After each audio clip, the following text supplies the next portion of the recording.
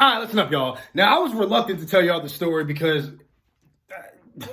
it honestly wasn't one of my proudest moments. You know what I'm saying? Like, getting robbed ain't really the thing to brag about nowadays. You know what I'm saying? But, yeah. For some reason, y'all find so much enjoyment from my most embarrassing moments. So, today, I'm going to tell y'all about the time when I got robbed. Dog, why the fuck was I just smiling when I said that? There ain't nothing funny about getting robbed. Nigga, this shit sucked. But at the end of the day, I honestly feel like I deserved it. You know what I'm saying? Like, I had that shit coming to me because of the dumb shit that I was doing, bruh. Like, bruh, I ain't even gonna lie to y'all, man. I was like not like Robin Hood, nothing. You know what I'm saying? I was robbing niggas, but like not Robin Hood. I was robbing in the hood, though. You know what I'm saying? Basically, it was karma. You know what I'm saying? Because, like, at this point, I didn't rob I'd have been out here, you know what I'm saying? I'd have robbed a few people. And honestly, I needed to be humbled. Now, before I go on, trust me, I am not making light of robbery. That is a very serious offense, and I don't encourage anyone to ever even attempt to do something as dumb as that. But now, it's time for me to make light of the time at least I got robbed, you know what I'm saying? All right, so here we go. Back to 2007, when I was 18 years old. Now, if you watched any of my other stories, then you know that when I was 18, I was a jackass, bro. Like, I did so much dumb shit. Dumb street shit that I had no business doing. So, like, y'all remember when I told y'all that when I came back from the Air Force, I finally got around some thorough street niggas?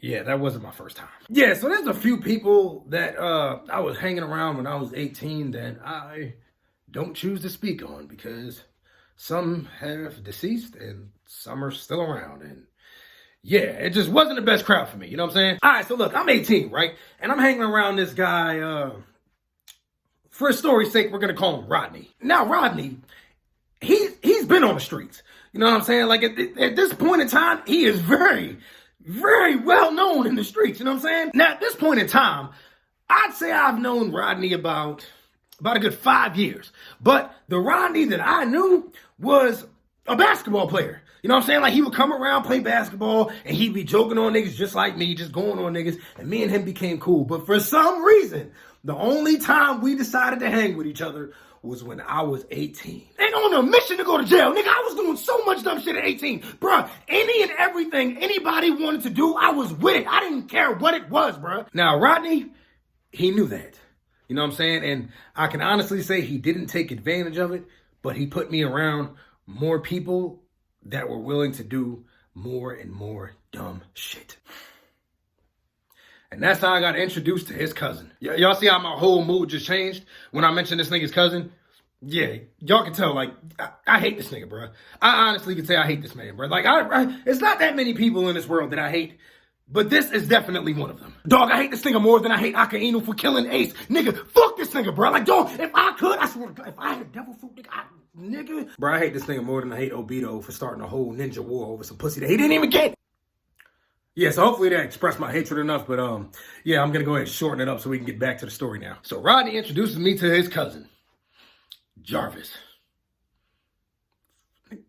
Nigga, Jarvis? Bro, I never met a gangster nigga named Jarvis. I shouldn't have trusted this nigga in the first place. So I meet Jarvis, and me and him somehow click. Trust me, I don't know how that happened. But actually, yes, now that I know that it was all an act, I can definitely see how we clicked. But like, me and Jarvis clicked. So me and him started hanging out way more than me and Rodney ever have. You know what I'm saying? And like, every time I'm around this dude,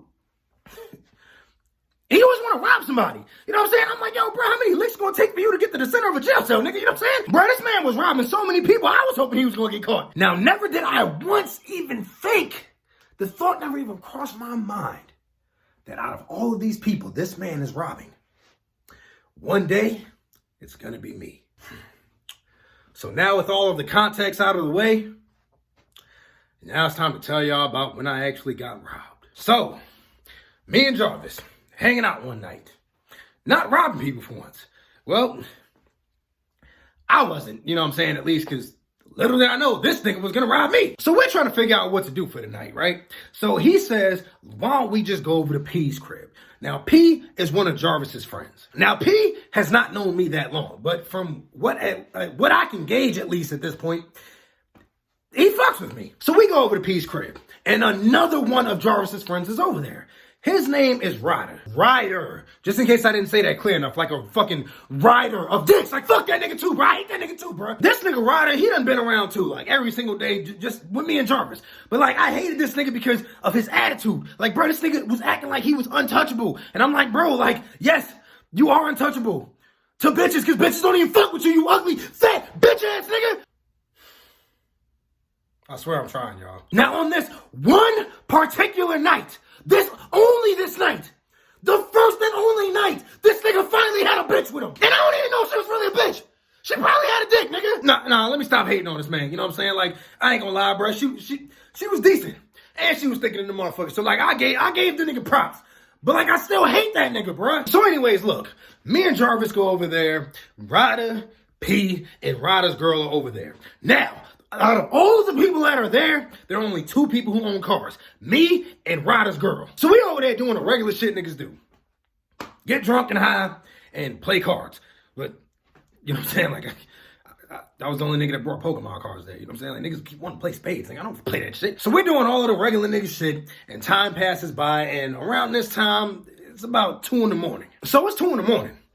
And out of nowhere, like literally out of nowhere, Ryder just gets the urge to want to go buy a gun. Now, if you know street niggas, you know most of these niggas don't sleep. So, honestly, this was not abnormal to me. You know what I'm saying? Niggas just getting the urge to want to go buy a gun at 2 in the morning, that's literally nothing. Except for the fact that this nigga was broke. So as soon as he says that, Jarvis jumps up. Yeah, let's go. Nigga, what the fuck we all need to go for? Nigga, what you Dora the Explorer? Come on, vomit. No, sir. But nigga, everybody ain't going. Nigga got a girl. She got a car. Nigga, if he want a gun that bad, she can go take him. Now, bro, y'all tell me how dumb I actually am, right? So, Ryder wanted to go get a gun at 2 in the morning. Had a girl. Had that girl drive him to the neighborhood to go get a gun. You know what Jarvis did? Jarvis had me drive my car over to that same neighborhood. And I still didn't catch it? Like, what the fuck? Please tell me how much sense it makes for 4 people to take 2 separate cars just to go to a neighborhood for 1 person to buy something. And why the fuck do we all need to go in the first place if it's 1 nigga buying a gun? I didn't think of any of this shit while this shit was taking place. You know why? Because I was the dumb ass that was always down for any dumb ass shit. So we followed him to this neighborhood, right? Soon as we get to the neighborhood, Jarvis tells me to take a right. To which I'm like, for what? Like, bro, I thought we was following them. He said, oh, nah. We don't want to get in their business. Excuse me? We don't want to get in their... Nigga.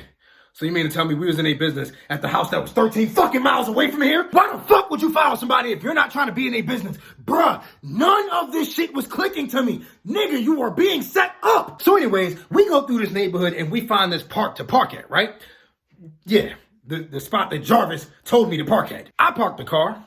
We sit there.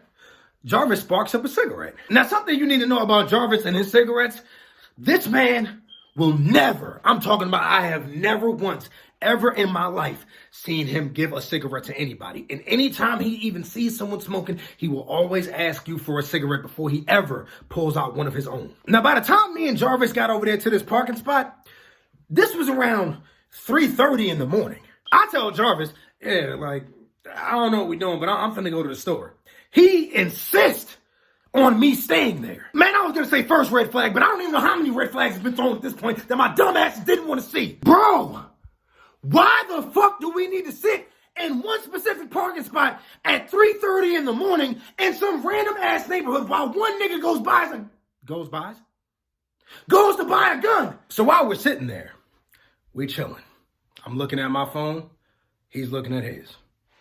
Next thing you know, I look to the left. I see somebody walking. This dude, this random dude at 3:30 in the morning yells from far away, yo, can I get a cigarette? Nick?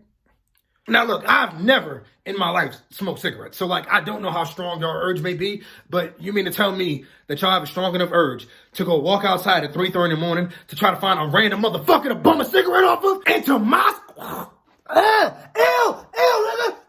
fuck. And to my surprise, bro, when I tell you this would have shocked the entire fucking world. This nigga Jarvis comes out of nowhere. Yo, bro, I got you. I got you? Nigga, what you about to rob this nigga for a cigarette or something? That's the only thing going through my mind, because ain't no way in the possible fuck you are about to give this nigga a cigarette. This nigga gets closer and closer to the car. And for some reason, I didn't think to look at the nigga approaching my car at 3:30 in the morning. Instead, I'm over here looking at Jarvis pull a cigarette out of his carton. I think that I was in such disbelief that he'd actually do it, that it made me want to look at him do it. I really don't know, bro. What the fuck? Why was I looking at this nigga pull out a cigarette? I don't know. And it still kills me to this day because I feel like that could have been the one thing to save me. So while I'm looking at Jarvis pull out a cigarette, next thing you know, out of nowhere, I feel something super cold punch me straight in the face. Boom! Nigga, you know what time it is. I mean, bro, I just checked like 5 minutes ago. It was like 3:30. Bruh, this nigga put this big ass 40 straight to my face and was demanding my money. But the thing is, this nigga was being so rough with it. This nigga kept on, oh, I'm like, bro, you're not intimidating me, nigga. Like, nigga, I kind of got a periodontal disease. Nigga, you making my gums bleed. This nigga got the gun in my hand and says, come up off what you got. Then I thought, nigga, I only got $12. Gladly, hold on, bro. Let's make this easy on both of us, you know what I'm saying? Like, bro, so I'm over there trying to get the money out of my wallet, and of course, I'm a little nervous. He's thinking, yo, hurry up. I'm like, yo, I've never seen a nigga this persistent to get $12. I finally get to my wallet, pull it out of my pocket, and open it up. As soon as I open my wallet, he says, yeah, I'm gonna need all that. Nigga, it's a 10 and 2 ones. What the fuck are you talking about? This nigga said, give me all that like he won the lottery or something. Nigga, you got enough to go to the movies, nigga. With the military discount at that. Now look, I was cool with him taking a little bit of $12 that I had upon me. Then this nigga says for me to open up the trunk. This nigga says, yo, pop that. Like for a real nigga? Like, nigga, fuck you mean, bro? What you mean pop that, nigga? I ain't popping shit unless for OnlyFans. So I pop my trunk thinking, yo, I have nothing on me, bro. All I got back there is my system, which he can't take. Nigga, who the fuck can carry 2 big ass 10s right now just walking around at 3:30 in the morning? This nigga stole my system, bro. Bro, the whole time I'm taking this shit out of my trunk, I'm sitting there thinking, yo, soon as we drive off, I'ma circle right back around.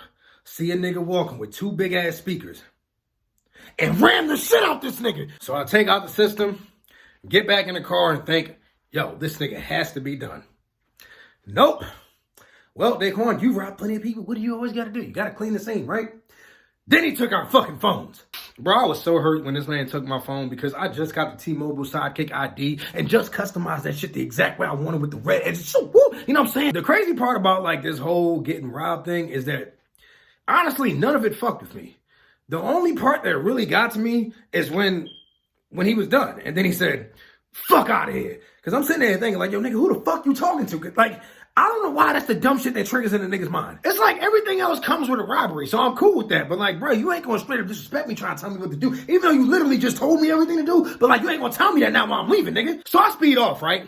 Completely infuriated at what just happened. And this nigga Jarvis seems awfully calm for a nigga who just got robbed. A street nigga at that. Bruh, I done seen street niggas get robbed. And then, bruh, niggas be ready to do any and everything to get their shit back. Some niggas don't even come up off their shit. So this nigga says, yo, how you trying to handle this? Nigga, I'm gonna let the cops handle it. Fuck you mean, bro? I saw that nigga's face. He says, nigga, we don't call no fucking cops. Nigga, you don't. Nigga, 7-Eleven is like 2 minutes away from here. Like, bro, I could have chalked up the $12. You know what I'm saying? I charged that one in the game.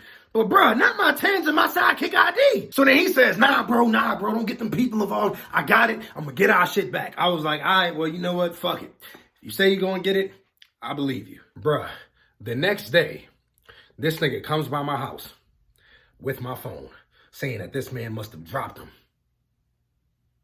And my dumb ass still didn't get it. I was just so happy to get my Sidekick back that I was willing to believe anything that came out of this man's mouth. Then it was about like, I say a few weeks later, right when I was getting ready to go into the Air Force, it finally hit me.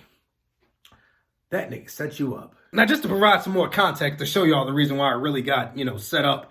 Yeah, I know y'all might be thinking, why would somebody want to just set up Daquan Wiltshire? He's probably broke. Yeah, I am now. But like, yeah, at 18 years old, I had my grandma's inheritance money. And yes, this nigga Jarvis knew all about it. So he thought that he was going to get his hands on that. But little did that nigga know all he got was $12 fucking dollars, nigga. Well, you had to split that with the other nigga. So you got $6, you bitch ass nigga.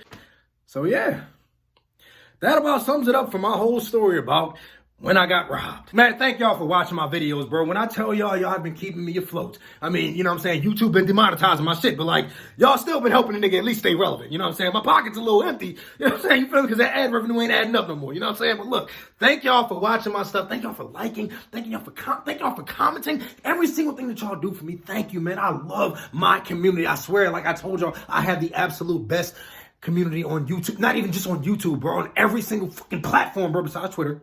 Because y'all playing me on Twitter right now. I made a new Twitter. You know what I'm saying? It's the N-word guy. You know what I'm saying? Yes, Daquan the N-word. It's like Megan Thee Stallion, Daquan the N-word. Because y'all want to say that I can't say it. You know what I'm saying? So yes, that's my new Twitter name. But thank you, man. Thank y'all for watching my video. I appreciate all of y'all. Thank y'all. Until next time. I knew in the beginning I was different. Niggas told me slow down, I wouldn't listen. Put my foot on the gas and now I get it. I look back for my niggas and they was missing. I double back and went and got them, I won't leave them. Cause